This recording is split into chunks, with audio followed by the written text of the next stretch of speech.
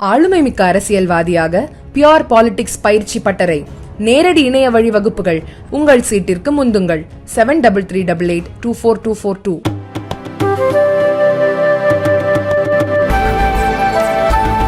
தமிழக ரயில்வே திட்டங்களுக்கு குறைந்த அளவிலான நிதியை மத்திய அரசு ஒதுக்கியிருப்பதாக கூறி மத்திய ரயில்வே அமைச்சர் அஸ்வினி வைஷ்ணவுக்கு முதல்வர் ஸ்டாலின் கடிதம் எழுதியுள்ளார்.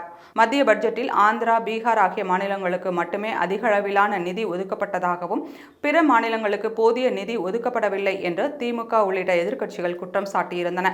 இது தொடர்பாக முதல்வர் ஸ்டாலின் நேரடியாக மத்திய அரசை விமர்சித்திருந்தார். இந்த சூழலில் தமிழக ரயில்வே திட்டங்களுக்கு போதுமான நிதியை ஒதுக்குவதை உறுதி செய்ய வேண்டும் என்று மத்திய ரயில்வே அமைச்சர் அஸ்வினி வைஷ்ணவுக்கு முதல்வர் ஸ்டாலின் கடிதம் எழுதியுள்ளார். அதில் புதிய பாதைகளுக்கு இடைக்கால பட்ஜெட்டில் ஒதுக்கீடாக 976 கோடி ரூபாய் ஒதுக்கப்பட்டிருந்த நிலையில் வழக்கமான பட்ஜெட்டில் வெறும் 301 கோடி ரூபாய் மட்டுமே ஒதுக்கப்பட்டுள்ளது. இரட்டை பாதை திட்டங்களுக்கான நிதி ஒதுக்கீட்டில் 285 கோடி ரூபாய் நிதி குறைக்கப்பட்டுள்ளது. பட்ஜெட்டில் தெற்கு ரயில்வே திட்டங்களுக்கு ஒதுக்கப்பட்ட நிதி ஏமாற்றத்தை ஏற்படுத்தும் வகையில் உள்ளது என்று தெரிவித்துள்ளார். மேலும் இடைக்கால பட்ஜெட் ஒதுக்கீடுகளுடன் ஒப்பிடுகையில் இந்த நிதி ஒதுக்கீடு மிகவும் குறைவானது என்று முதல்வர் ஸ்டாலின் சாடியுள்ளார்.